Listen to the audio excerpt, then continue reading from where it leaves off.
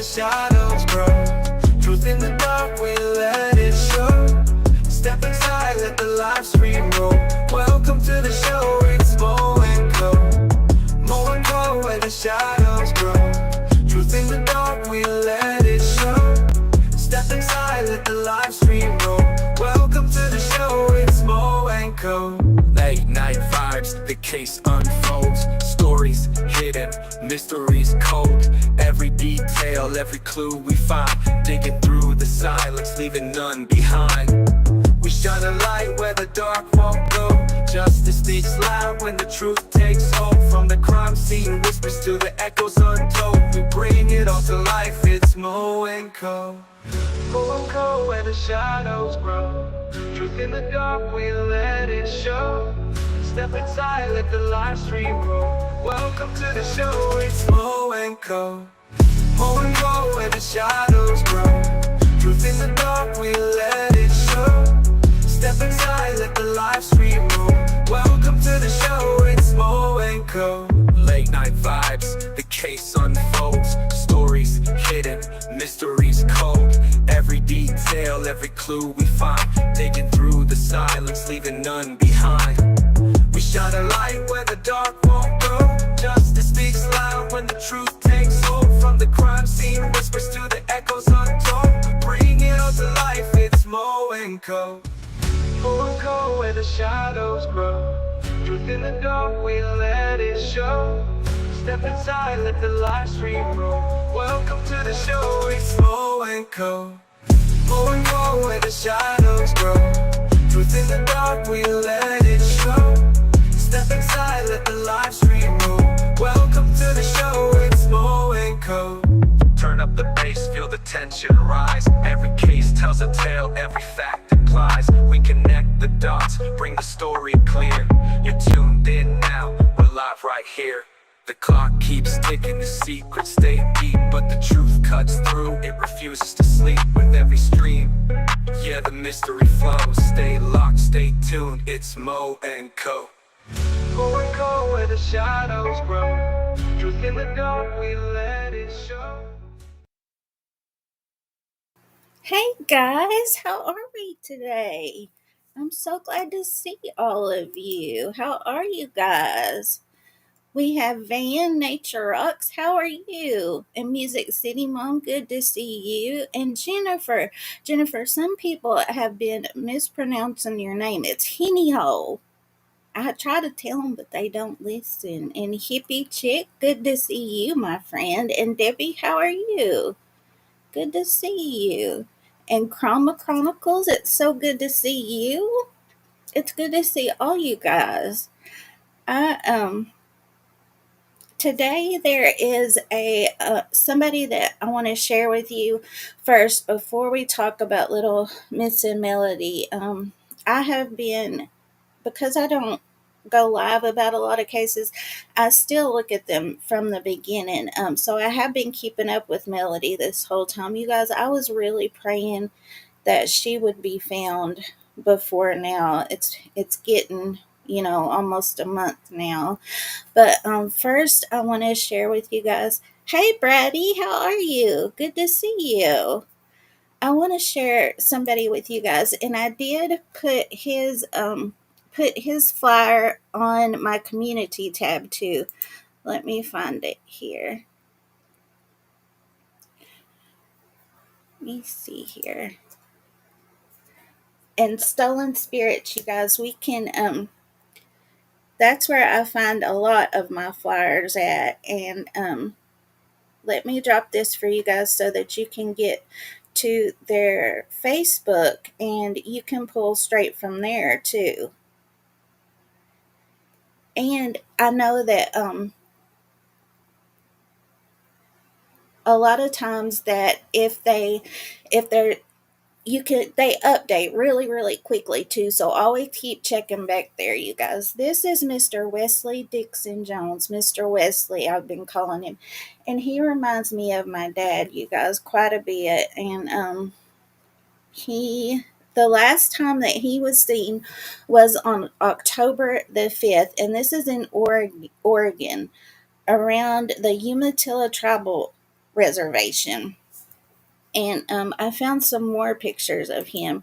And you guys, I noticed that he has a, I'm not for sure if that's a scar or what, but right in the middle of his eyebrows, I try to look at faces and see something distinctive that I can remember. So I noticed that, and it's also in this picture. So we can look at that to help us too. And he is 71 years old, 5 feet 8 inches tall. He's Native American and he weighs 140 pounds with long black hair and brown eyes. And he was last seen wearing a black and red tiger Scott jacket, black shirt, black sweatpants, and boots.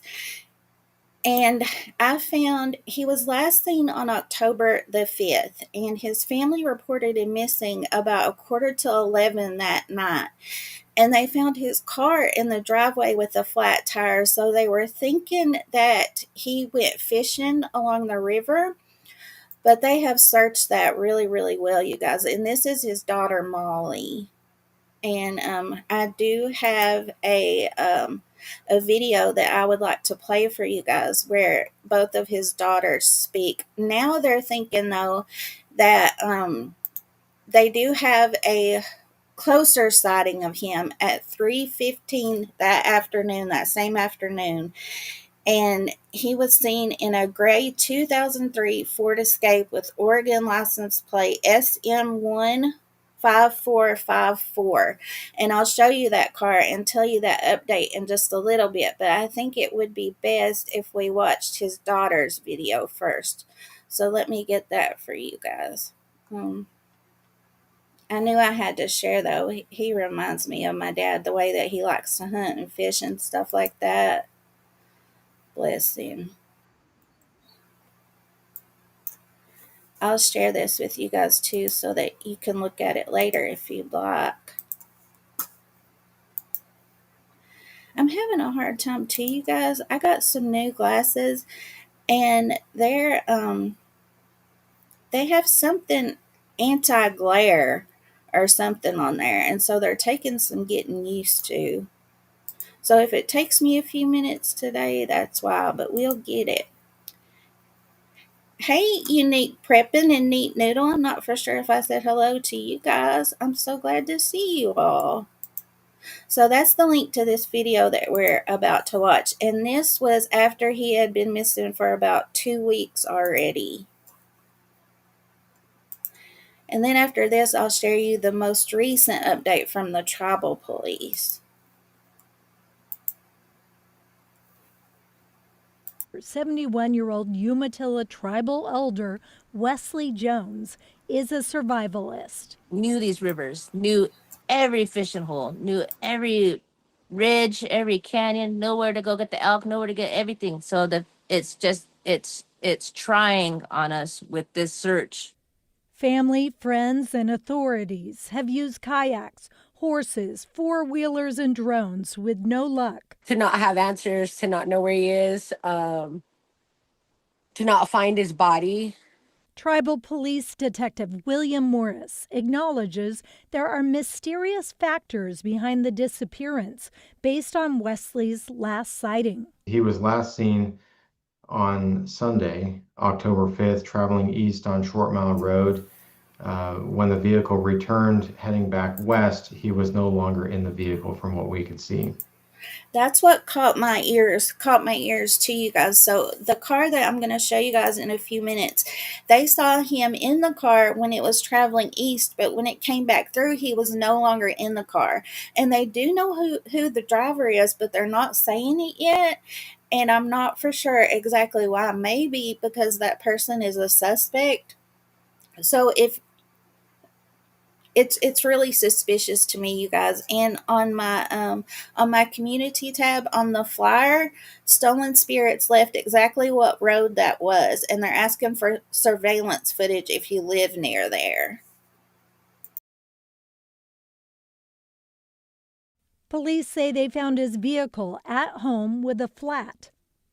There's things that don't add up, things that he would have for sure had on him. And he left. So it looked as though he had no intention of leaving. At this point, police say there is no evidence of foul play and they're exploring a number of possibilities. The family says the only way they're going to find their dad is with more resources from both law enforcement and the community. People we don't even know who have showed up and offered bringing their drones, their thermal drones. We've had individuals who we didn't know show up with their horses. And Had a lady from Walmart in Pendleton where he used to go to the cash register all the time, and she showed up. we love him so much. And it's hard on us. Libby Dowsett, KGW.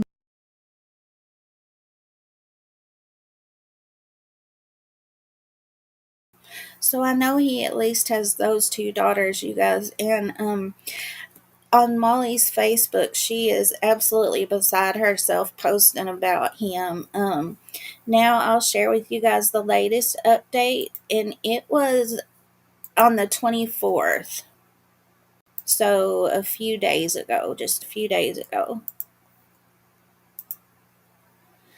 And it says, and this is from the Confederated Tribes of the Umatilla Indian Reservation. And this is where I have been getting the updates for his case. And it says the updated press release reflects the addition of information and photos of the vehicle Wesley Dixon Jones was last seen in on October 5th. UTPD requests video footage from public regarding missing tribal member.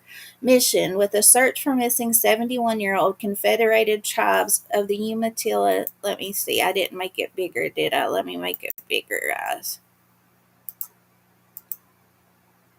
There we go.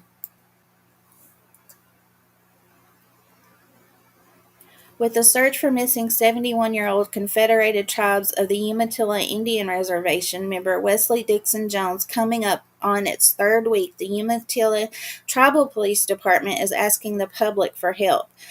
The UTPD is requesting video camera footage from anyone who has road-facing cameras and lives anywhere from Short Mile Road East to Caius Road, including River Road, or from Caius Road East to Bingham Road on the Umatilla Indian Reservation.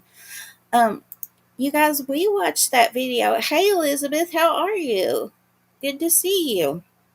Guys, that video that we watched was, he had been missing 2 weeks. So I'm wondering why that they didn't put out the call for the video footage then, because a lot of times, well, on my ring, I know that it'll be there for 30 days, but some of your systems, if you don't get it a few days after it's gone. So I wish they would have asked for it sooner, but they're asking for it now. So, me too, Neek. She says, I hope they find him. Me too. Me too. Morris said police have canvassed those areas, but is asking anyone with video footage of the areas from October 5th to upload to or call the UTPD at 541-278-0550 or him at 541-969-7139. And they're giving an upload link, and they're going to show a QR code. I'll show it to you guys in just a few minutes. And it does work. So you can upload your video, your surveillance footage straight that way too. It does work.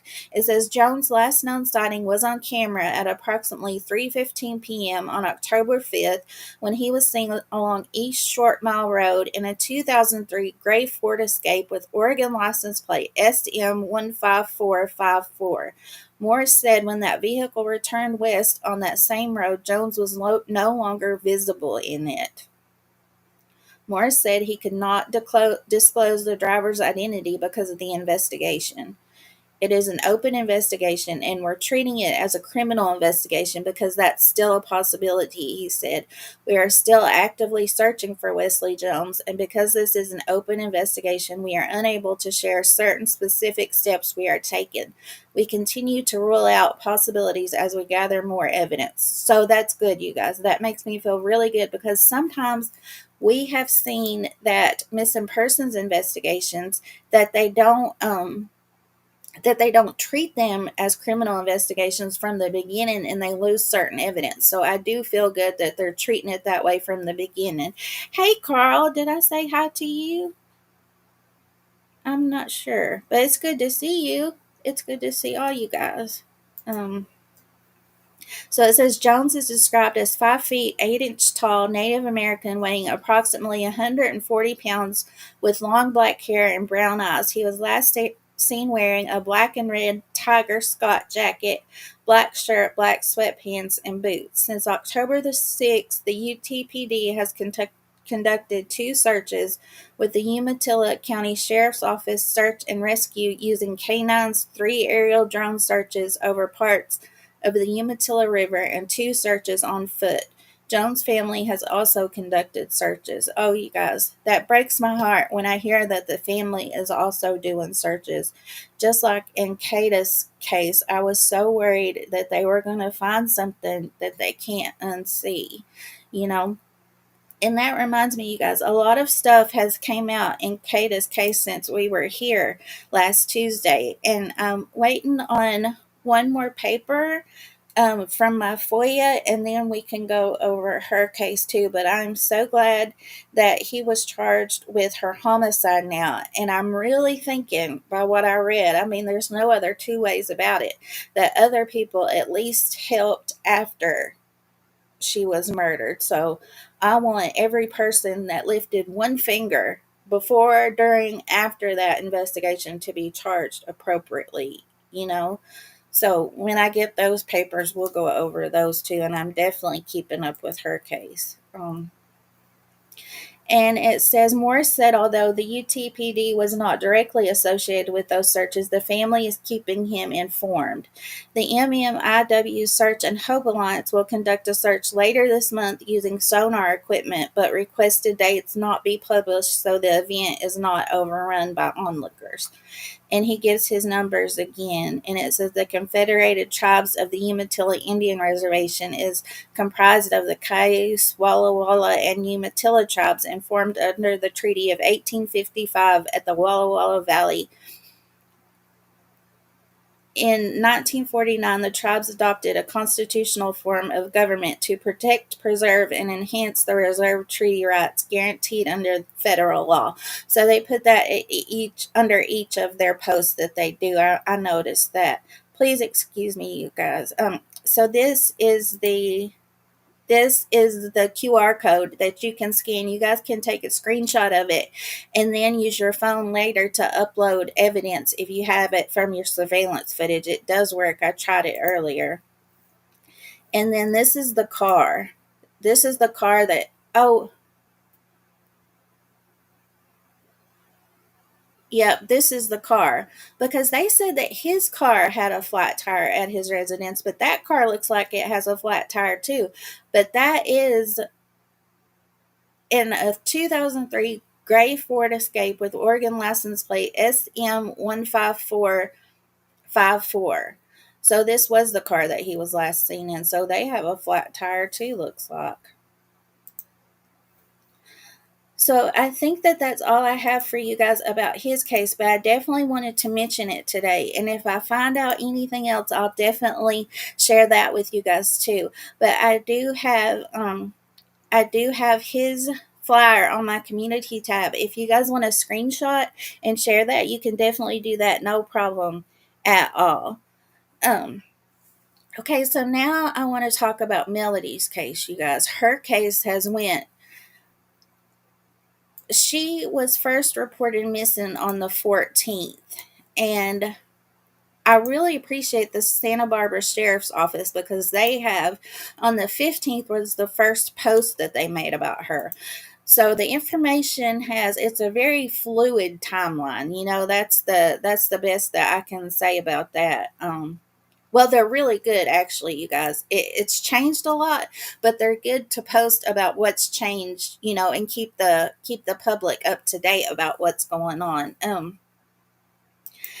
I also have her missing flyer on my community tab. It's the one that I did before Mr. Wesley's. And so yesterday or the day before in Stolen Spirits, they updated their flyer about her too. So that's the one that I shared.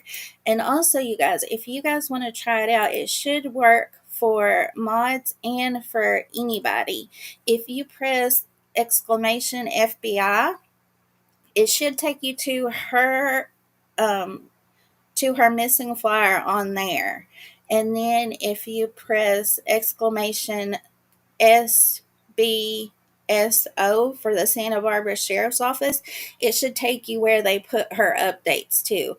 So that'd be good to keep in mind. You can check the sheriff's office, and they do really good updates there. But I kind of wanted to take you. Let me see here. We'll start. First, I just want to get this information out and tell you guys about her.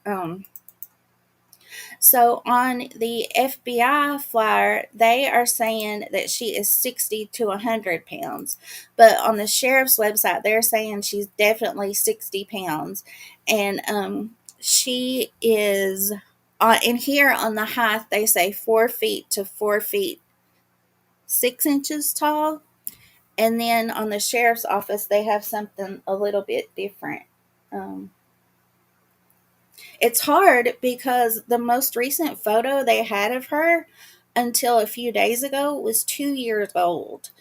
And so it's been really, really hard getting information like that about her. And these are the two most recent photos they have of her. And when I show you guys photos of her when she was younger, she looks way vastly different. Thank you, Jen. Thank you so very much. You guys can go there to share her flyer too, if you'd rather share from there. And these were taken at a rental car agency on October 7th. So this is, and it looks like she has a wig on here. And her mother has been known to wear wigs too. So her neighbor said that from the first photos that they were showing that she is thinner and her hair is shorter and straighter. So I can see why that they were saying that now. So now I would like to start with you guys and just give a little bit of background. This is her when she was a baby, way younger. And then I found this. This was, I'm not sure who McKenna is, how she's related, but she had some photos that I had never seen before on Facebook. And this is a cute little video of her, you guys. Move your hand. There you go. I have all that. Got freckles. That's the stuff that I I need a guy kissy. Yeah. Sorry, guys, that was a little bit loud, but I wanted to share that. And she is an absolutely beautiful little girl. She reminds me of my niece when she was little. Not how my niece had blonde hair, really curly blonde hair, but the way that they in the pictures, how they take their pictures, that's what reminded me of her. Absolutely beautiful. And she has one Ashley, her mom's name's Ashley, and she has an older sister named Destiny through her mama Ashley, and she has an older sister named Karina from her dad. And this was when she was with other family and out of her mama's care, I believe. I'll tell you guys what I know about that too. Her mom has had mental health issues since she was shortly after she was born, I believe. And it was compounded. And this is her too. Her big sister Karina said that she loves puppies. She loved the movie Frozen. And she loves spending time with her cousins. And her big sister Karina has kids too. And she said that she loved to play with her daughter. But what they know, what this either side of the family really knows, is back from 2020, because that's the last time that her father's family seen her. And her grandma, on her maternal grandma, said the last time that she spoke to her daughter was 1.5 to 2 years ago. So neither family has seen this little girl in a very long time. And this is her. So her and her mama Ashley, they're the only two that lived. Hey, Miss Alma, how are you? Good to see you. So they lived in this home, and it was just the two of them that lived in this home. And this is in an area called Lompoc, California, and it's about 60 miles north of Santa Barbara, but it's still Santa Barbara County, and it's this place called Vandenberg Village. So this is where they were living at, and her mama Ashley, they said that she's unemployed and she lives on a Social Security. So now let me tell you guys about her dad. This is Rolando Rubio Meza, and he was 40 years old when she was born, and her big sister Karina said that Ashley and him were together when the baby was born, when Melodee was born, but they weren't together when he passed away. He passed away about 6 months after Melodee was born. But I'll tell you guys what it said about him in his obituary. It says Rubio was employed at Pacific Petroleum and speed trucking and was also a volunteer firefighter. He enjoyed hiking, camping, and fishing with his brothers and stepfather. He also enjoyed motorcycle riding and barbecuing. He was an avid fan of the New York Giants, Los Angeles Dodgers, and the Los Angeles Lakers. He loved playing sports and watching his favorite teams. He was always helpful when his family and friends needed him. His contagious smile would be missed by all who knew and loved him. And his mama, Lily, she said that he was a really good dad, very good son. We used to argue a little bit like every mother, but he was a very good son and loved his daughter. And I also want to show you guys, he passed away tragically in a motorcycle accident, and I'll show you guys that. I'm showing you guys this article. He was very handsome, because I've seen people say that, well, what if her dad really took him? What if he's really not passed away? And the conspiracy theories are out of this world, you guys. So that's why I want to show you this and show that he is absolutely, he had nothing to do with this. He passed away in 2016. And it says, and trigger warning, because this is a very bad accident that, it says a Santa Maria man was killed after crashing into a utility pole Saturday afternoon. The victim has been identified as Rolando Rubio Meza, 40, of Santa Maria. And all of his family calls him Rubio, you guys. And it says at approximately 1:18 p.m., Santa Maria police officials responded to a single vehicle traffic collision at Sonia and Depot. The victim was driving his motorcycle in the area of Sonia and Depot when he lost control and collided with the utility pole. Meza was transported via AMR to Marion Regional Medical Center, where he died as a result of his accident. It is unknown at this point if alcohol or drugs were a factor in this traffic collision. The investigation is currently ongoing. Oh, I didn't share that with you guys. I'm sorry.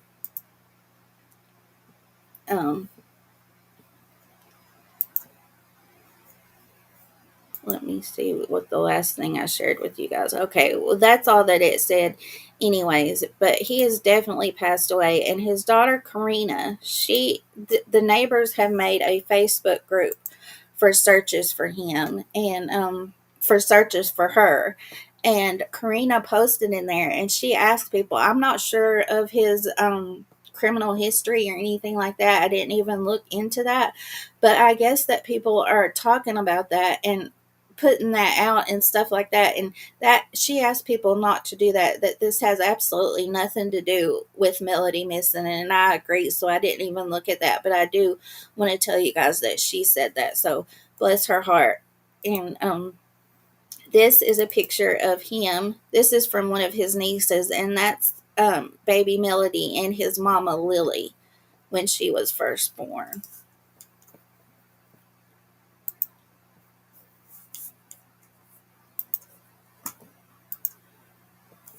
Let me get back, guys. You guys just saw all my cases that I have back here. See, I do a lot, you guys, when I that I don't even share. Okay, so let's see now. And now I want to show you guys, this is her big sister, Karina. And she said that she's actually only 4 years younger than Ashley.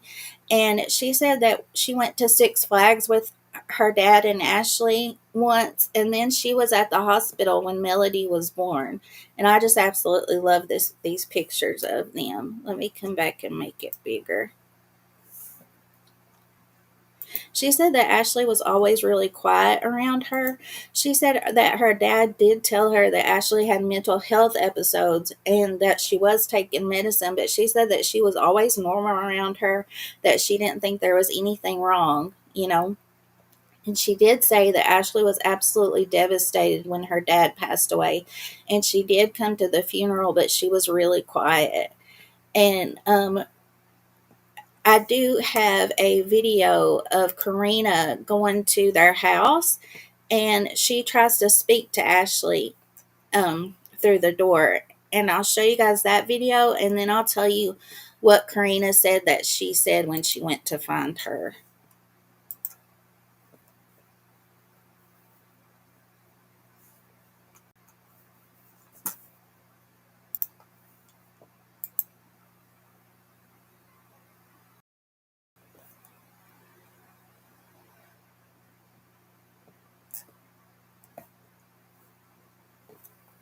$2,025. Here we get 2,500. Here we get 25 now. 25. 3,000. Here we get 3.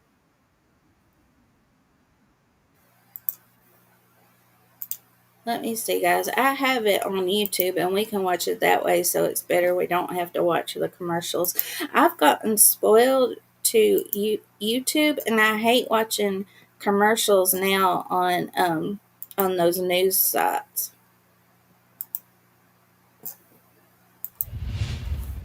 I'm your community reporter, Krista Bermudez, here along Mars Avenue in Vandenberg Village. The home behind me has become the focus of a missing person investigation involving 9-year-old Melodee Buzzard. Friday, authorities announced they've confirmed she was seen as recently as August, with more family members pleading with the girl's mom for answers. I was there as one of those conversations took place. Karina Meza is Melodee's older sister on her father's side. I met her Friday afternoon along Mars Avenue, where she told me she was hoping to speak with Melodee's mother. Of them together. While we were talking, Ashley Buzzard came out of the house. Ashley? And Karina quickly approached her. Ashley, it's Karina. I just want to see if you're okay. If Melodee's okay, how you guys are doing. Do you have the time to speak with me? I got ahead of myself, you guys, and I didn't even tell you when she was last seen. At first, okay, she went to, she has been homeschooled recently, but in California, you have to sign an affidavit for homeschool, the mother does, and then you also have to still come in and pick up your assignments and things like that. And at first, they thought she hadn't been seen until at her last school last year. But then they were able to verify that in August she was brought in at Mission Valley Independent Study School, and she was registered in this past August. But then when she failed to pick up her assignments, the school reached out, as they're supposed to do, to authorities, and that's when the investigation started. It was October the 14th. And so Santa Barbara Sheriff's Office went to this home that we're looking at now on the 14th. Ashley nor Melodee were there. On the 15th, I believe it was, they came back and Ashley was there, but she couldn't tell where Melodee was. And I'm not sure exactly when Ashley stopped helping with the investigation, or I don't even know if she helped at all at first. So the Santa Barbara Sheriff's Office, they then put out that she had been seen in August, but she hadn't been seen since. And then most recently, they said that they were able to verify that Ashley and Melodee had taken a road trip on October 7th. And that's the photos that I showed you guys at the beginning at the rental car agency. So they posted those photos. But they said when Ashley arrived back home on the 10th, she didn't have Melodee with her. And so the last verified sighting was October 7th at a rental car agency. They didn't say where the agency was, I don't think. And so even just a few days ago, Ashley tried to rent another car, but the rental car agencies wouldn't let her for some reason. And that sticks in my mind, you guys. Was she trying to go back and get Melodee wherever she was? Because there is a reason. CPS also gave her 72 hours to produce Melodee, and she didn't, of course. So I'm wondering if that's possibly why that they haven't arrested her, because they think she could lead them back to Melodee. So I got ahead of myself and I didn't tell you guys, but that's what happened. So now her older sister Karina is here, that I showed you guys there, where she had her when she was in the hospital. She took a photo with her, and so she came and is trying to talk to Ashley here to try to see if she can get information about where Melodee is. Although she did not answer questions about Melodee, Ashley stated she was feeling overwhelmed and stressed, and told Karina she did not appreciate her being parked outside when she did not want to communicate with her. Wait, this is my number right here. If you ever want to talk to me, I want a relationship with Melodee, please. Please, Ashley. Is she okay? Are you okay? Did she mention anything about Melodee? No, she didn't.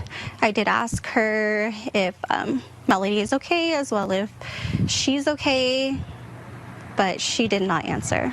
Mesa says she's now left with even more questions. I feel sad, like I wish she would have just told me, like, is she okay? That's all I want to know, is if my sister is okay. Detectives say they've now learned Melodee was last seen in August of this year, confirming that through records from the Lompoc Unified School District, a major development that significantly narrows the investigation's timeline. The girl was reported missing on Tuesday after a school administrator reported her absence for a prolonged period of time. We just want to make sure that the public understands that the Lompoc Unified School District has been working very cooperatively with the Sheriff's Department, and they reached out as soon as they identified a problem. And they were very helpful in that they have provided us information that has shortened a search. Sheriff spokesperson Raquel Zick confirming that Melodee was being homeschooled. Zick also explained when a child is bouncing from program to program, it can take work figuring out where a student has been. The sheriff's office confirms that they executed a search warrant at this home earlier this week, but did not find anything indicating where Melodee may be. Detectives emphasize this remains a missing persons case, not a criminal investigation. Ashley, I'm gonna get going now. And in a This video was from obviously before that they found. This was actually, I think that in another interview that Karina said this was the day after she was contacted by CPS. And I heard other family members say too that CPS contacted them to ask where Melodee was, but they didn't tell that she was missing, and they're probably not allowed to tell anything else like that. But they looked on Facebook, and that's how they saw that she was missing. And so I do give her props for trying to come. They said her father's side of the family said that Ashley stopped bringing the baby around shortly after that Rubiel was deceased. There's a question to me about her guardianship, Melodee's guardianship after that. Her paternal grandmother, I'll let you guys listen to her, and she says that she had the baby for a while until Ashley went to college, and then she took the baby with her. And then in an later interview from Karina, she said that her uncle got, that he had guardianship of her in 2020, I believe, and that they weren't told why Melodee was taken from Ashley at that time, but her uncle, Marvin Meza, became Melodee's legal guardian for a short time period back in 2020, but she was then placed with a friend of Ashley's before returning to her mother. So this little girl was moved around quite a bit, you guys. Bless her. Final attempt to contact Ashley, Karina knocked on her door once more. Lily and that side of the family either. And I would love to have a relationship with Melody and you. We can get together and hang out with the kids. Please take my number at the door so we can talk. I'm here for you and Melody.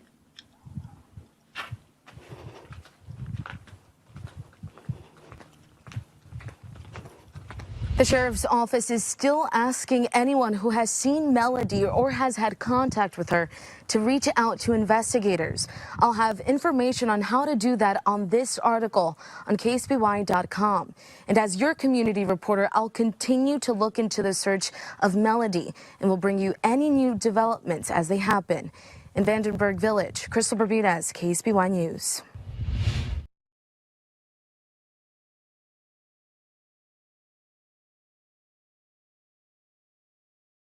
Let me tell you guys what Karina said. She told in another interview what Ashley said to her at the door. She said, I did see Ashley the day after I received the phone call asking if I had seen Melody, and then seeing that Melody was missing, I did go to Lompoc. I knocked on Ashley's door. She told me, why now? Why do you want to be a part of her life now? And I explained to her we had no contact information for you or an address, and she said there was a reason for that she kept that information from the family. Before she went into the house, I asked her if she could tell me where Melody is, if she's okay, and she ignored me. Then right before she closed the door, she said, I hope you and your kids are doing well. Jen says that she believes Ashley, with her mental break, was used and abused by someone. I think she is being threatened or trafficked or controlled just like her daughter. I don't know. It's scary. That is definitely a possibility, and we have seen in a lot of instances. That's why I worry about people that go missing during mental health breaks, because they are taken advantage of a lot of times, and that is definitely possible. There is an article that I want to read to you guys that that tells a little bit more about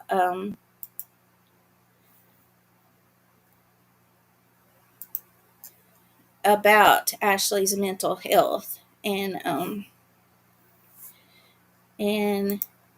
it is from, oh man, they locked me out again because they tried to make me pay. But I got it, you guys. I'll have to tell you what it says. They're not going to get me again. I'll tell you that. Let me see if I can find it now.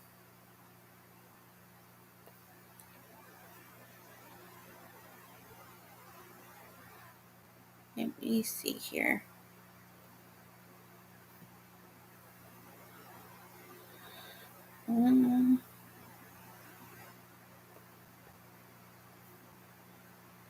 I'll have to find it. I'm not sure if it's on my phone or my iPad, but I'll find that. I'll find that while we're watching something else. Let me see here. So now so that is her half sister, right? Now we can listen to her to Ashley's mother. She also did an interview. Let me find it here. Oh, the you guys, also the community is holding protest outside of the house, and it is of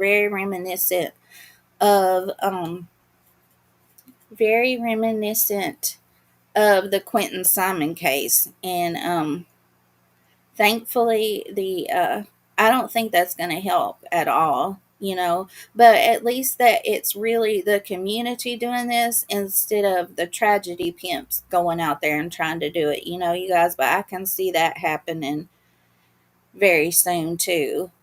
Let me see here. Now we can listen to the paternal side of the family. This is Rubiel's mother.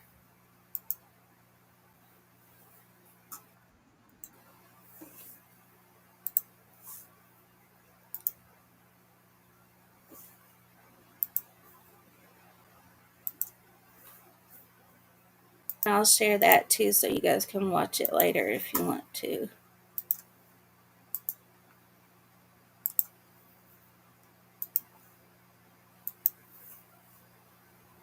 CJ Ward. And I'm Beth Farnsworth. We are learning more about the extended family of a missing 9-year-old girl from Vandenberg Village. And News Channel reporter Jared Zinn joins us live. Jared, you spoke with Melodee's paternal grandmother today.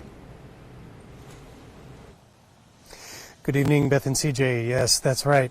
Law enforcement first made contact with Melodee's paternal grandmother last Thursday to inform her that the 9-year-old girl was missing, when her grandmother hadn't seen her in years. When she was 6 months old, Melodee's father died in a motorcycle accident. His name was Rolando Rubiel Pinoy Mesa. His mother, Melodee's paternal grandmother, Lily Dennis, is a sales executive for KEYT and Telemundo. He was a really good dad, very good son.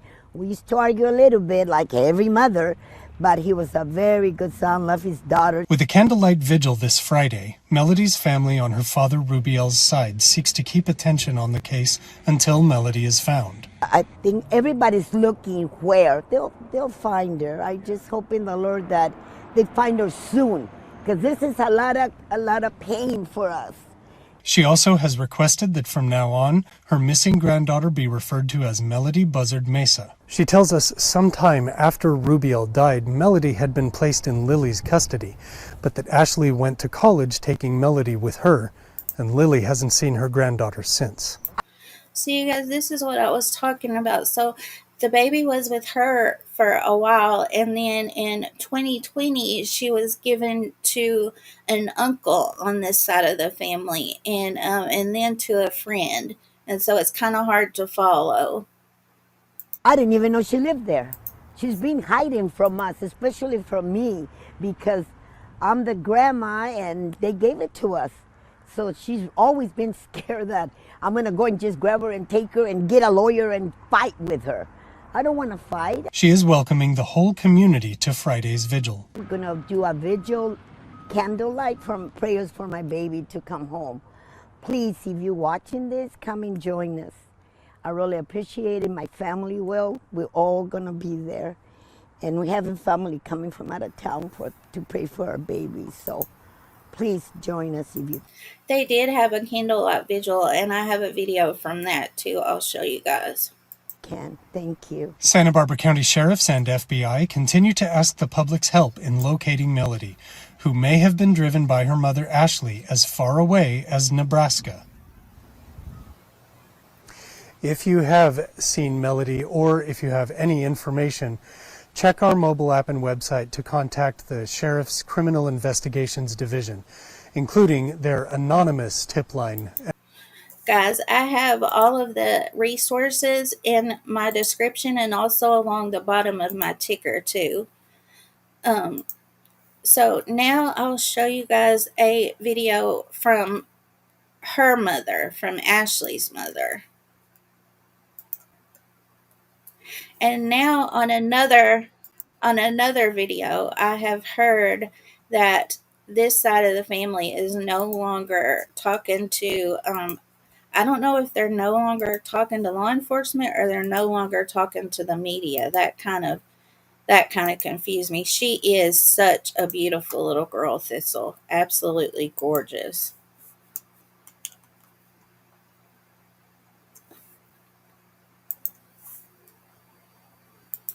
And the journalist here, she speaks on a Vinnie Politan episode, and she shares a little bit more about this interview, and I'll show you guys that too. Reporter in Vandenberg Village. It's been nearly a week since 9-year-old Melodee Buzzard was reported missing. On Monday, I sat down with her grandmother, who is speaking out publicly for the first time. She shares with me warning signs in Melodee's mother's mental health, and also shares a deeply personal message that she hopes her granddaughter will hear. Hi. Hi. How are you? Fine. My name is Crystal. Are you Lori? Yes. Hi, Lori. I'm with KSBY News. I've been following along. I can come inside. Lori Miranda says she first learned her granddaughter was missing when law enforcement called asking if she knew where the child was. He said, "Did you know that your granddaughter was missing?" And I said, "Missing?" He goes, "When's the last time you talked to your daughter?" I said, "I don't know, 2 years, a year and a half ago." The search for Melodee began last week. And Crystal Bermudez here, when she's talking about this interview, she says that her daughter had borderline personality disorder, and she said, the grandmother here, Lori, she said that she took space for her own mental health. So she tells a little bit more about that too. When authorities were notified about her extended absence from an independent studies program. Investigators say her mother, Ashley Buzzard, has not been cooperating and will not say where her daughter is. Miranda says Ashley's mental state had drastically declined. Nee asked a good question. She says, are they saying Nebraska because she has contacts there or based on mileage of the rental car? I know that, okay, they've asked all the family and they don't know anybody in Nebraska. And I'm thinking it's because of the rental car, because they say on the way there she went to Nebraska, but on the way back she went through Kansas too. So somehow they're tracking that car, I believe. Hey, Miss W, so good to see you. I hope you're having a good day at work. Since 2016, raising red flags around the time Melodee was 6 months old. Miranda said she was planning to drop by her daughter's house when Melodee was only an infant. That's when she got a call from authorities. About 15 minutes later, a sheriff calls me. He says, "I'm at your daughter's house in Orcutt, and I was just getting ready to take your granddaughter Melodee with me to CPS because we're getting ready to take your daughter to the hospital." When Miranda arrived, she says the house was a mess. Couldn't believe it was my daughter. I mean, the house was in disarray. There were raw eggs in pans. There was rotten food in the fridge that I think she was trying to give my granddaughter. Still, she claims Ashley struggles mentally. Everybody's dragging her around when she should be at the hospital. And you should be talking to her there instead of everybody rattling her cage and then trying to act like. And Crystal clarifies in this video that we're going to watch next that there was food in the fridge that she was trying to feed her older daughter Destiny, not the baby Melodee. And you guys, I'm wondering, it's not our business. And I know, okay, it's good that Destiny didn't live at the house with Melodee and Ashley. We know that because the Santa Barbara Sheriff's Office told reporters that was only the two living there. So we're going to hope and pray that Destiny is in a loving home. I was worried about that at first.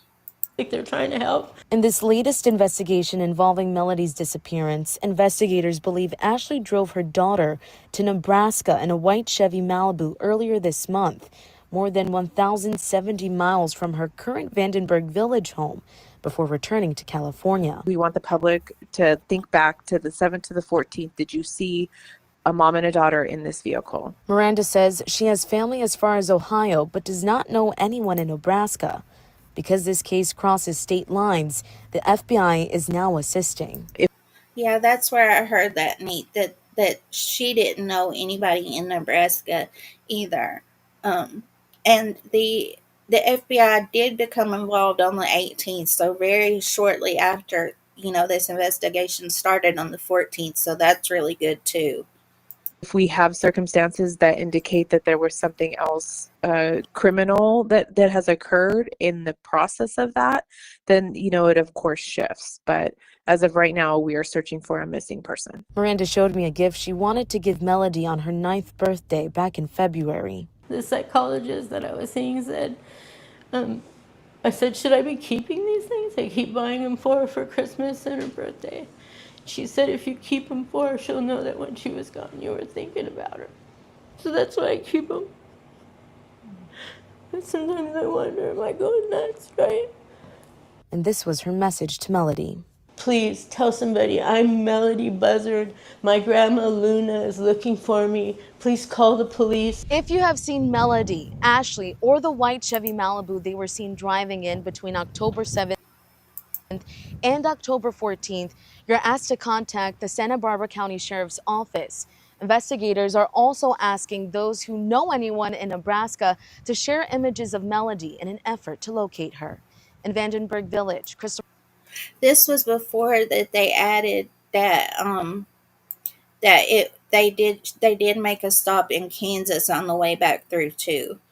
So now I have us pulled up to that reporter, Crystal Bermudez, and she talks a little bit more about that interview that she had with. She called herself Luna, so that might be a nickname, but her name is Lori. She's Ashley's mother. So now I'll show you guys this. Crystal Bermudez talking on Vinny's show.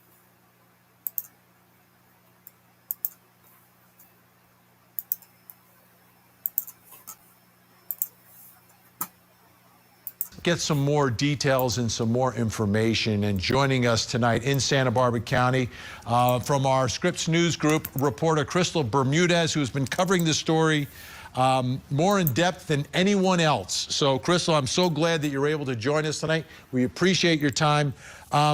Let's start here because this is the first time we're doing the story for folks.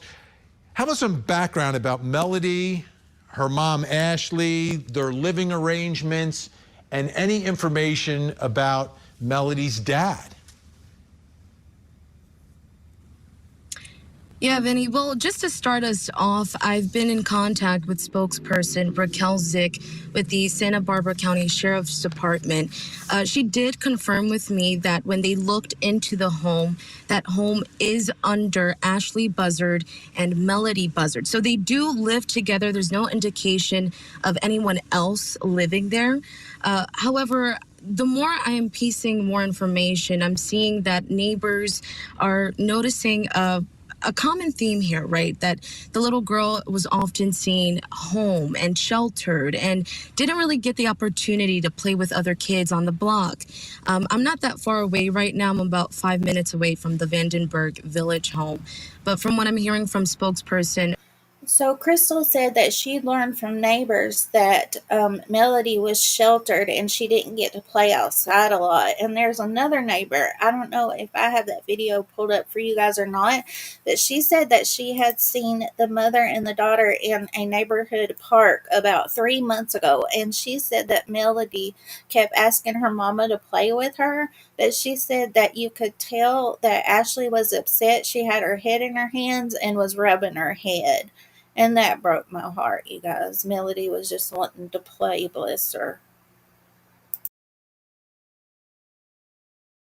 Raquel Zick, who has been, again, communicating with me about the whereabouts of Melodee, it seems like at this point, we were able to get confirmation because of that prolonged absence that the school district had brought attention to, right? They hadn't seen Melodee for quite some time. So originally during this investigation, it had been a year long that we didn't know in that timeline of where Melodee's whereabouts were.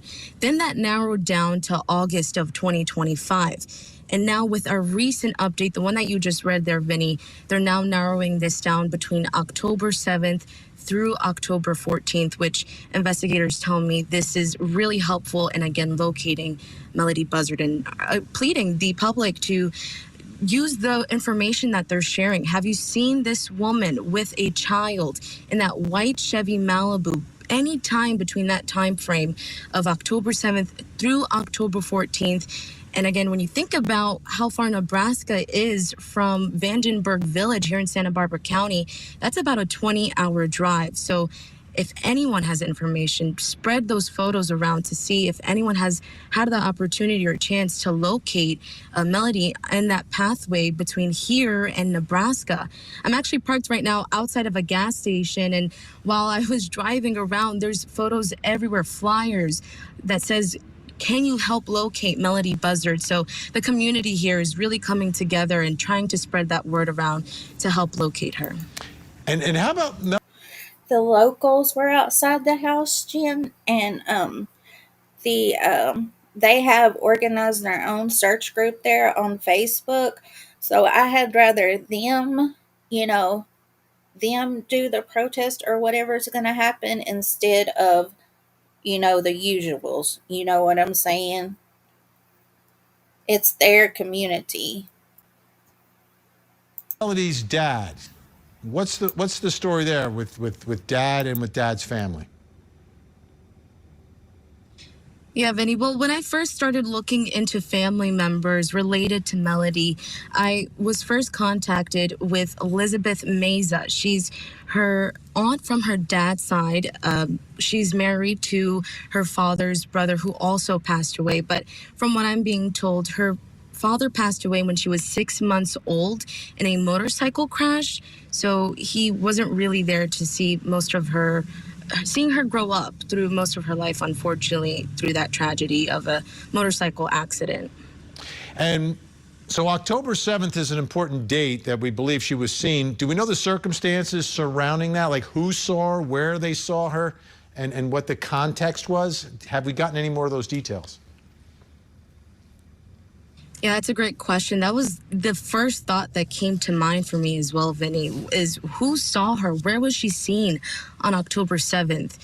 From what I'm being told from Santa Barbara County Sheriff's Department spokesperson, Raquel Zick, she tells me that is information that they're not sharing right away. It is part of their investigation, but right now, that's all they were able to confirm with me was that she was last seen October 7th with her mother, Ashley Buzzard.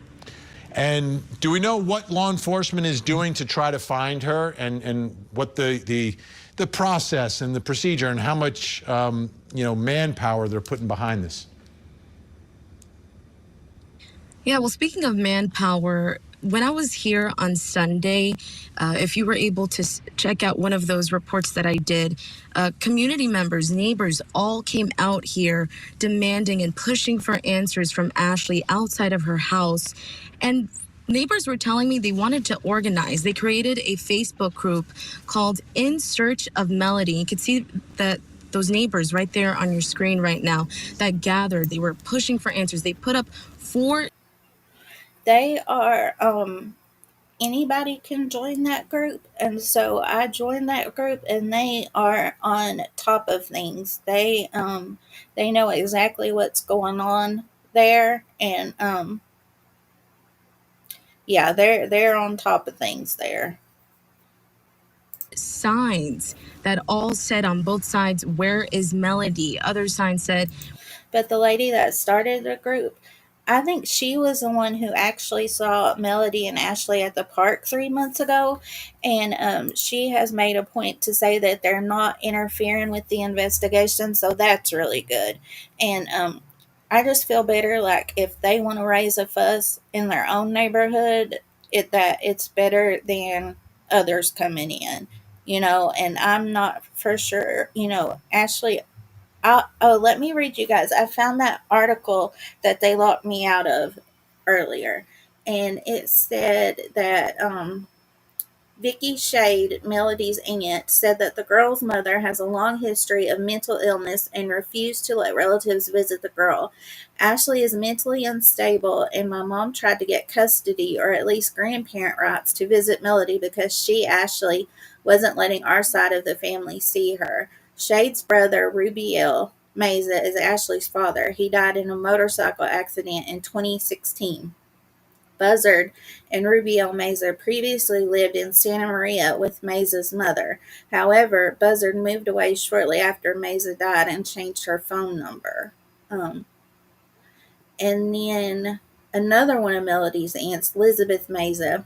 So she was married to Rubiel's brother, and she is speaking for the family a lot right now, and she says that Buzzard has struggled with mental illness for years. She said Buzzard had attempted to take her own life multiple times and was previously hospitalized for treatment. Mesa's family has not been able to see Melodee in around 4.5 years, she said. So that's why I don't think that it's good that I'm not in the mindset for others to come in and, protest, or these people even do a whole lot, because they might press Ashley further, because according to these family members, Ashley had previously tried to take her life on multiple occasions. So it would be bad if she did that, for her other daughter, Destiny. And then also, that is the only key we have to finding Melodee, too, so that's on my mind about the protesters, too.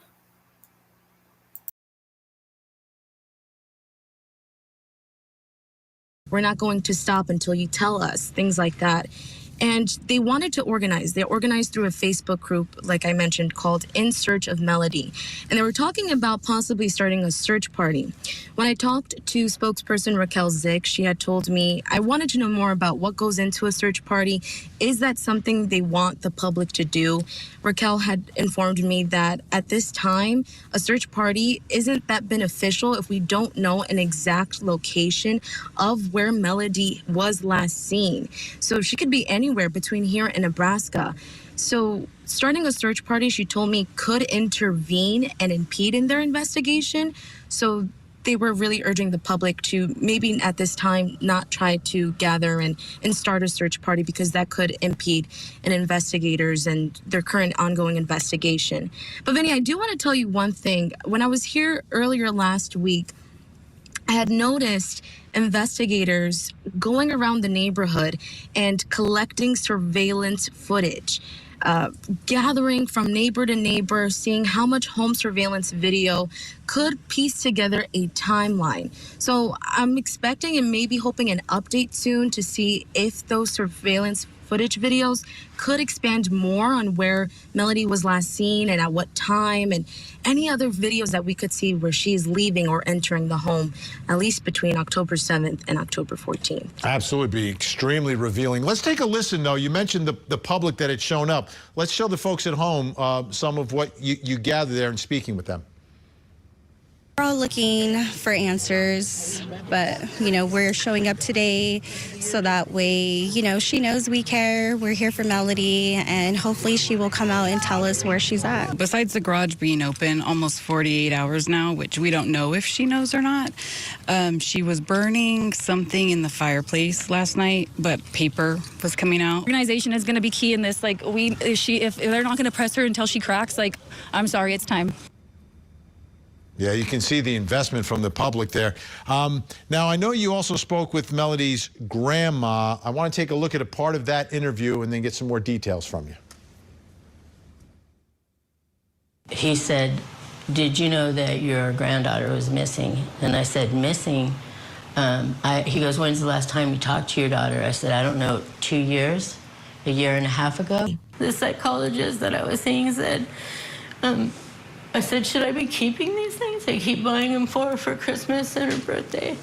She said, "If you keep them for her, she'll know that when she was gone, you were thinking about her."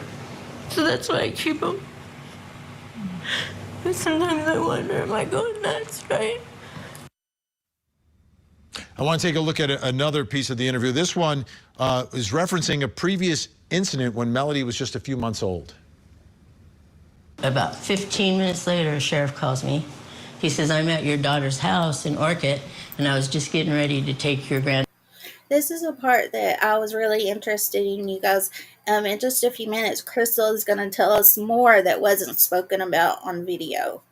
Daughter Melodee with me to CPS because we're getting ready to take your daughter to the hospital. The house was in disarray. There were raw eggs in pans. There was rotten food in the fridge that I think she was trying to give my granddaughter.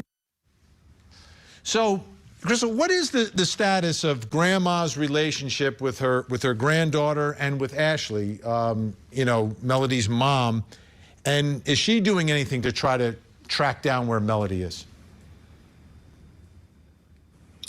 Yeah, well, when I met with Lori Miranda, who you saw on screen there, and who I had the opportunity to sit down and speak with, Lori told me she hadn't spoken to her daughter, at least within a 1.5 to 2 year timeline.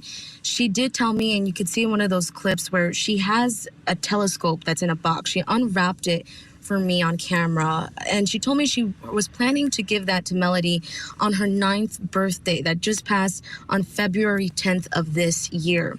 She unwrapped it, and she said that she wanted to stop by and give her this gift, but she's been taking some space from Ashley. She described her mental health declining since roughly around 2016, a little after Melodee had been born.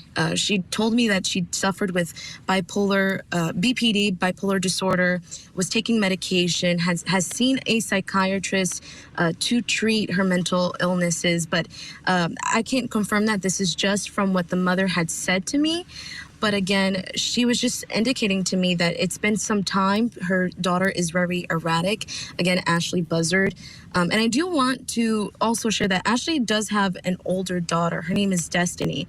And in that interview where she mentions that there was an incident in the past involving CPS, at the time, her oldest daughter, Destiny, was living with her, and 6-month-old Melodee Buzzard as well.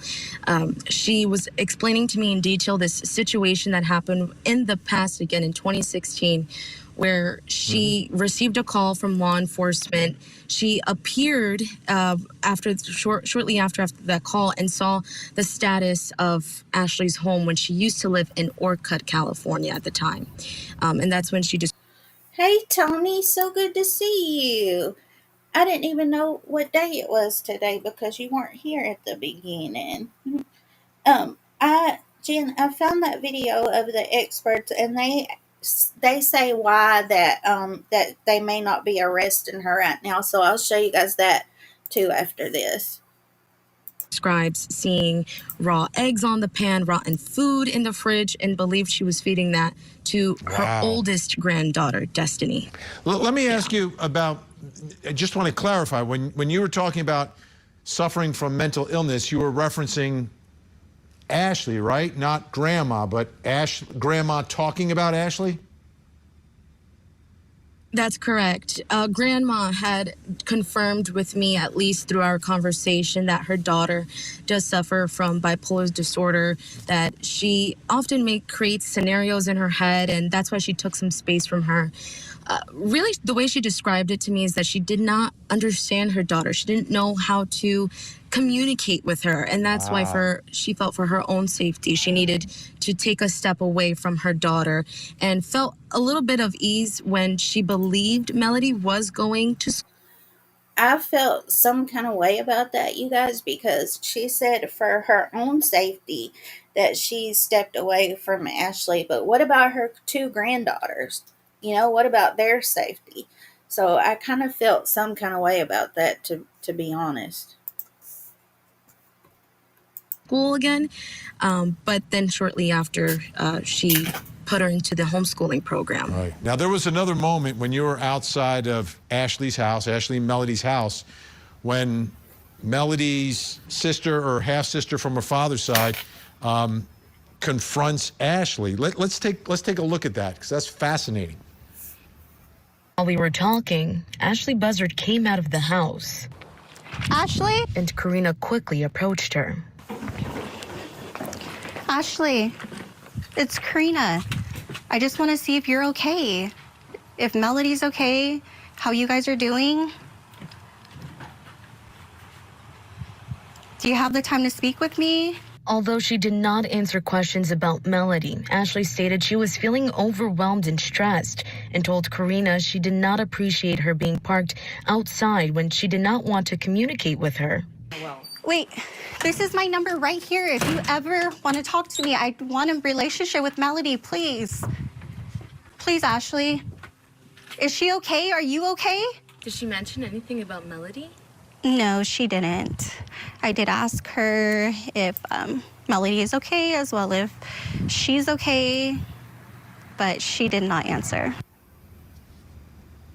Wow. So before we run out of time here, Crystal, did you learn anything else from Karina, who is, again, Melodee's sister, older sister, half-sister, but did you learn anything else from her about the family dynamics? Yeah, that was Karina Meza. She's Melodee's half-sister from her father's side. Karina was really in distress as well. She just wanted to get in contact with Ashley. She told me she had been out there for some time, wanting to reassure to Ashley that if she needed anything, if Melodee was okay, And in that quick snippet there, you see this very quick interaction between the two, Karina and Ashley. Karina told me that Ashley did cut off the family as well as Melodee's aunt, Elizabeth Meza. She cut off the father's side of the family about 4 years ago, I want to say. So there's been very little contact or to any contact at all with Melodee. So she told me that she had a great experience when Melodee was around one time, and she had her kids there as well, and the kids were all playing, and she described Melodee just being so happy, wanting to be around family, having a big smile all the time. It was very goofy. She's very animated in the videos that I've seen of her. And so when Karina was trying to get a hold of her during that time, it was very short, very quick, and as you have mentioned, Vinny, Ashley has been uncooperative. This is what police have been telling me, is that they're not getting much out of Ashley when it involves where's Melodee's whereabouts in this situation. She's not telling But anyone. again, She's not telling Karina police. She's not telling family. This is so frustrating. Crystal, we're out of time for now. Yeah. Great reporting. Amazing. All And I right. hope you'll come back as we continue to cover.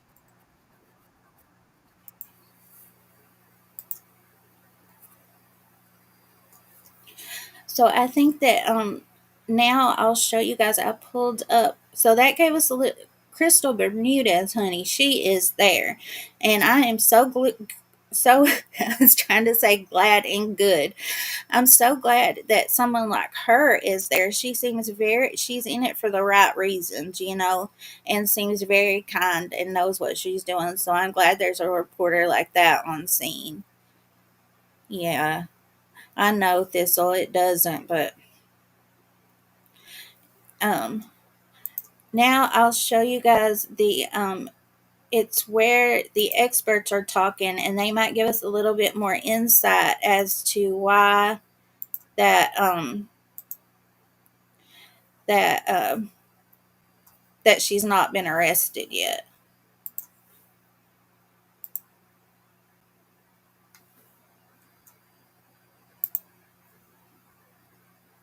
I took a screenshot earlier with it said Michelle Hernandez, and I hadn't heard of that lady, so I don't know if she's a family member or not. That's the first time. I know that Elizabeth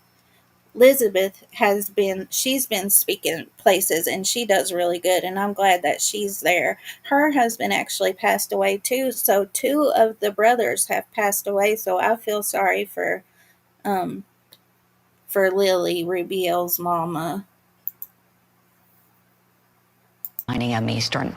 Right now, we turn to your top story. Brand new images of missing child 9-year-old Melodee Buzzard. Take a look at these. Authorities are releasing these surveillance photos showing what appears to be Melodee wearing a hooded sweatshirt and a wig.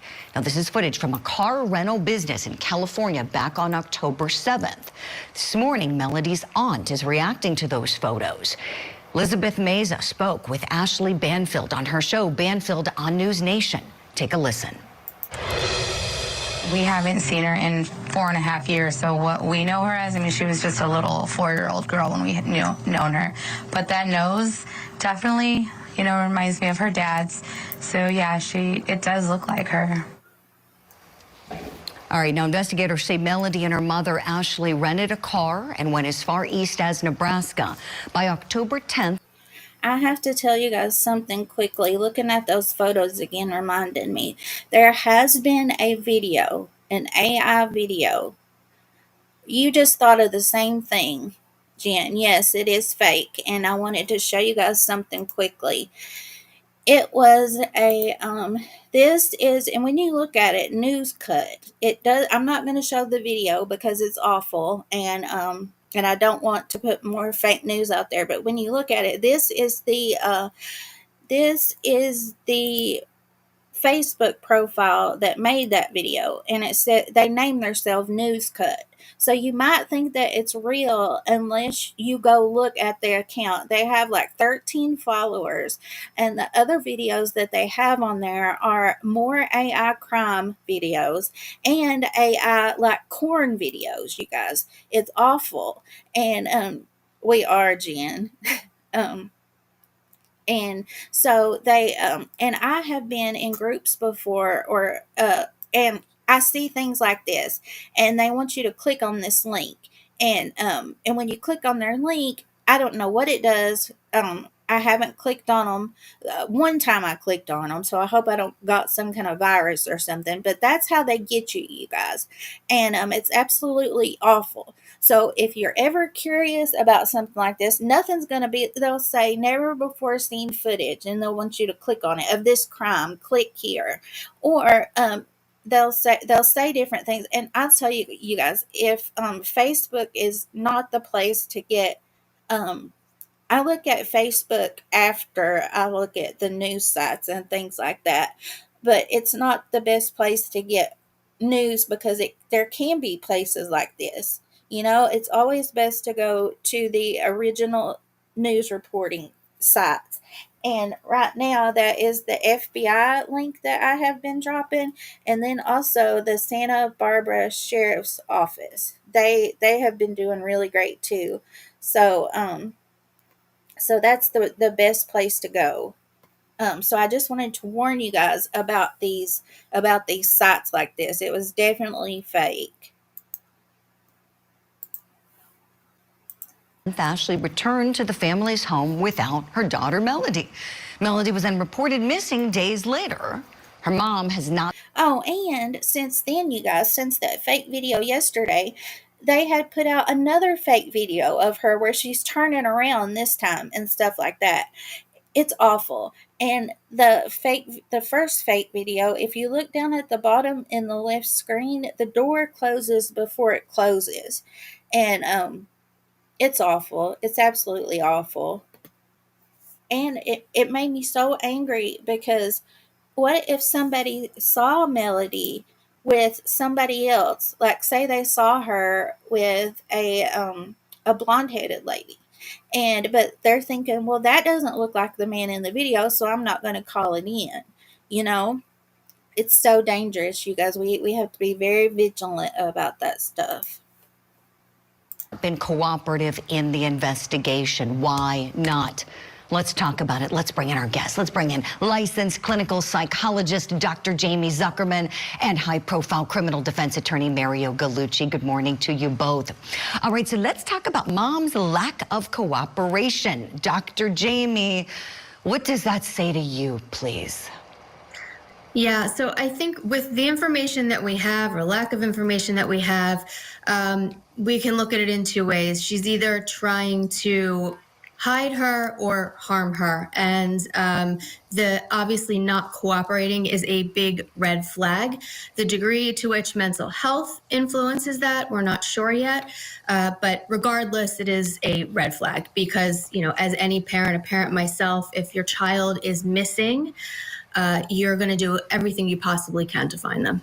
Exactly, Dr. Jamie. I know you'd go to the ends of the earth to your care situation like this. Any loving parent would. This mom, I'm of the opinion they need to cuff her already. Bring her in. She was the last one with her daughter. Mario, let's talk about that if an arrest may be imminent from mom. So I have some information from the Santa Barbara County Sheriff's Office. She has the same idea that you guys do. Cuff her and bring her in. And that crosses my mind too. And remember, her mama, Lori, says that she needs to be in a hospital. And I think Karina said that too. Something needs to happen soon, I feel. So they're saying the timeline of Melodee's disappearance has been narrowed to October the 7th, when we definitely know she was alive because of that image we just saw at the rental car place, and then October the 10th. Investigators confirm that she was seen with her mom on that trip. Ashley returned home to her residence on the 10th of October with the same vehicle that she rented on the 7th, but her daughter was not with her. 3-day road trip went to Nebraska. The return trip included the state of Kansas. So this is why, my friends at home, the FBI is involved. We have potentially crossing of state lines going on here, maybe committing a crime, maybe, don't know.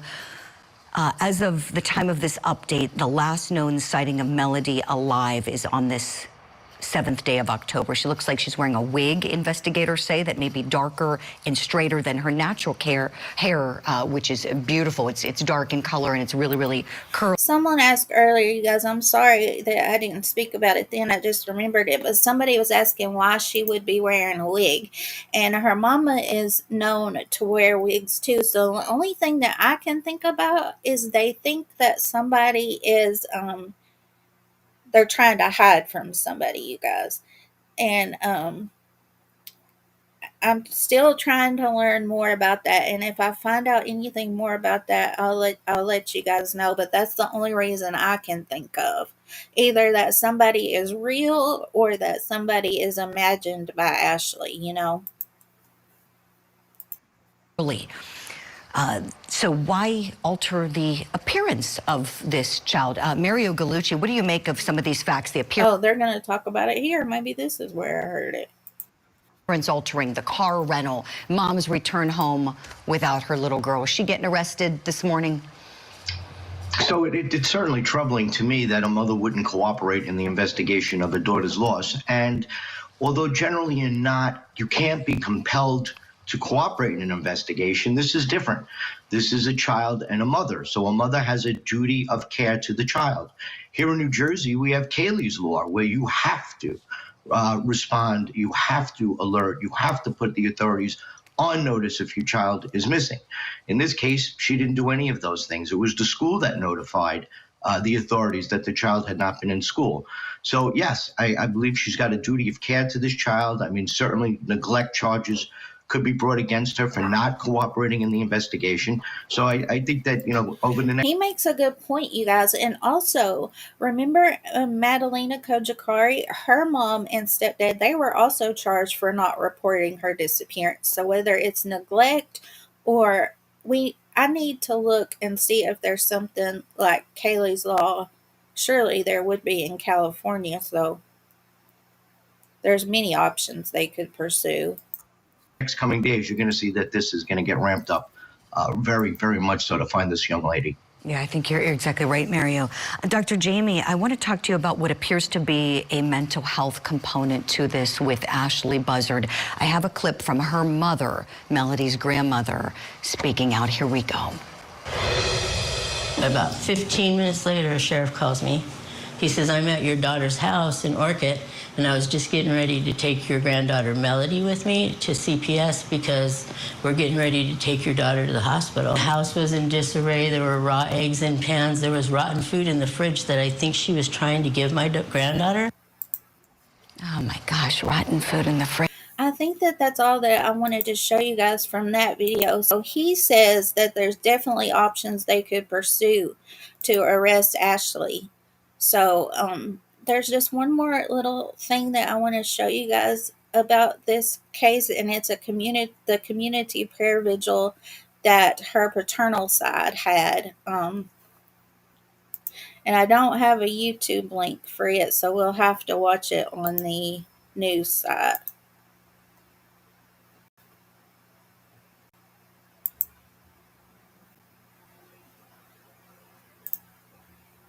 It's the people at We'll Le have to Bonheur watch that the make ad, it. Some of the guys. best people. Everybody here works for the benefit of our patients. We've been blessed with some really great nurses. The nurses, they were all really sweet. We all work together taking care of our patients. The people and the culture of the hospital is just incredible. All the nurses were just...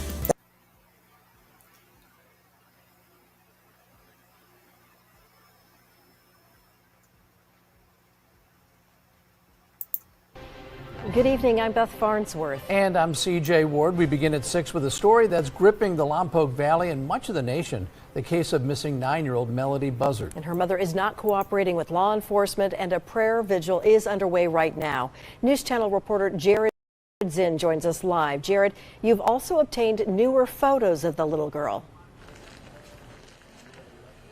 Good evening, Beth and CJ. Yes, that's right.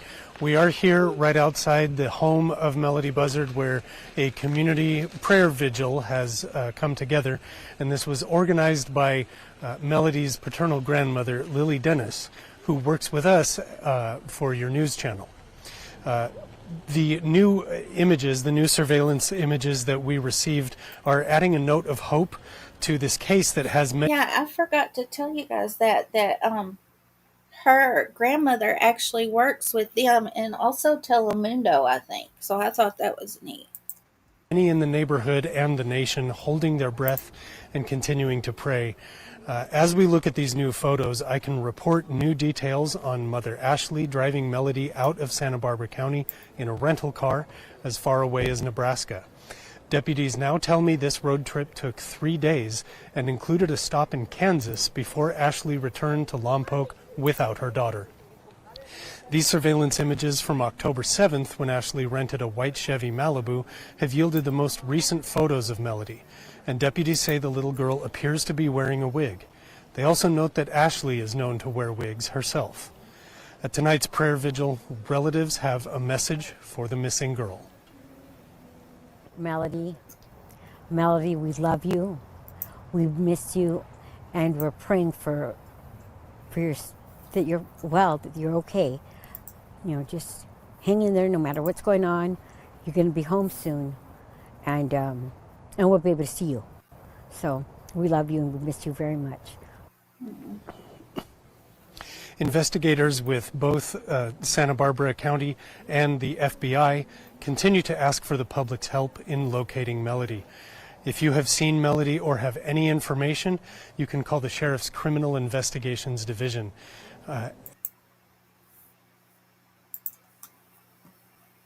That's all that I have for you guys for little Melodee's case. I do have I hadn't heard of it either, Carl. I think that, so it's Ashley's last name. Her dad's last name was Mesa.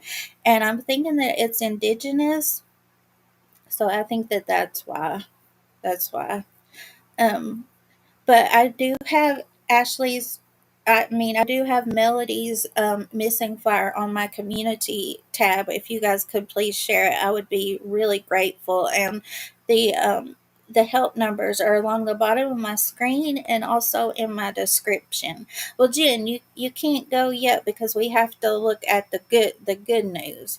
There was actually they call it a thwarted kidnapping that happened on October 15th, and it was in Philadelphia. And it was a lady, Shiana, and her daughter, Layla. And I have a video of it, and it said that Shiana Carter was arriving home with her 2-year-old daughter, Layla, and he grabs and pushes her and rips her daughter's shirt even. And there's this fella, Sean Miller is his name, and he heard it going on from his apartment, and he stepped out to help, and thank God that he did, because he said that he gave him a 1-2, I think is exactly what he said, or she said it 1, and they gave him a 1-2, and he dropped to his knees and started praying. And I think that he was on substances, if you feel me, you know. But thank God they saved the baby and the mama. So I wanted to show you guys that. They have some of it on surveillance video too. Details on an unsettling situation that left a mother shaken. She was walking in broad daylight in an Upper Darby neighborhood when she says a man approached, threatening to take her 2-year-old child.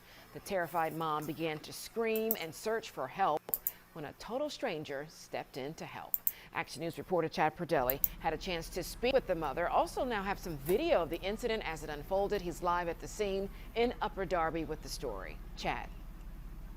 Sure, the kidnapping attempt happened actually in the front of one of the row homes you see just behind me. It ended here at the fence line of 2nd Ward Park. And like you mentioned, a little over a couple of hours ago, I spoke with the victim and got surveillance video of that kidnapping, and it is frightening.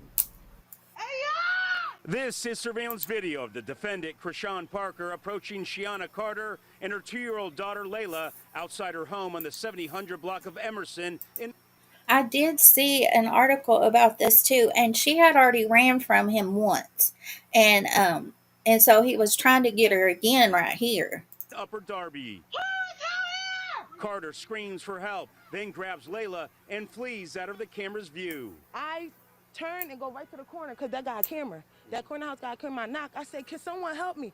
He like, you got my daughter. He's telling me. I'm like, this is not your daughter. Once he said that this was his daughter, I'm like, can someone? Yeah, he thought that that was his daughter.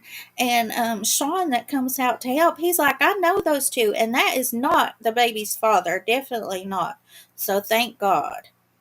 Someone help. She says Parker then grabbed Layla out of her arms at the fence line of Second Ward Park. He grabs me and grabbed my daughter. Like, give me my daughter. He punching, shoving me. I'm not letting my daughter go. He rips my daughter's shirt. I just sprung right into action. I didn't think twice. Sean Miller didn't hesitate when he heard the screams last Wednesday, rushing to Carter's aid.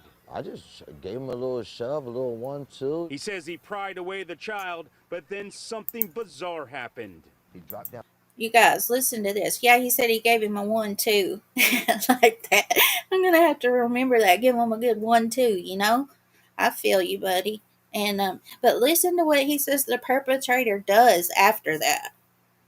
Down to his knees and then start praying, like right here. And then in the process of prayer, he literally threw up. Police arrived and apprehended Parker. Carter says she suffered minor injuries, but is okay. Layla, fortunately, was uninjured. She credits Miller for helping her while others would not. He put his paws on him, he left him, and he's left me alone. By that time, I don't know, he got tased 3 times. He didn't move. This guy's literally in, like, I think something is wrong with him. He probably on something, but please hold your kids tight. That's all I can say. Absolutely. And he was charged with kidnapping, aggravated assault, I believe. But after Sean gave him the 1-2, then he dropped to his knees praying and then he threw up. So, yeah, I definitely believe he was on substances. But thank God for Sean. Before we go, you guys, I'm going to drop Vanessa's link. Van, I was telling some of my other friends how you had those pictures of those beautiful white turkeys, and they had never seen white turkeys before either. It was Kathy, Four, and someone else last night, and I told them that I would ask if you would put that on your community tab, and so I could show them too, if you didn't mind. They had never seen white turkeys either, and I couldn't describe the beauty to them about how beautiful they were. And so I told them that I would ask you if you could do that. But there's Van's link, you guys. So please make sure you subscribe to her, and Trista too. Trista was able to join us today, but she's at work a lot of times during this time. But if you subscribe to her, you'll also get, hopefully in your news feed, her devotionals that she does every single day. If you don't mind, Van, I was just trying to explain to them how pretty they were, and I couldn't explain it. But they said that they would like to see them too, and I'm sure others would like to too, if you don't mind. But I think that's all I have for you guys today. Yes, like Aaron says, we take, yeah, they are, Aaron. You're right. You're right about that too. Is Chroma Chronicles, is she having a live later, Carl? The other day I had to dip out quickly. I had gotten I don't know if I had gotten if it was my glasses that upset my stomach or what, but I had to dip out fast and close my eyes.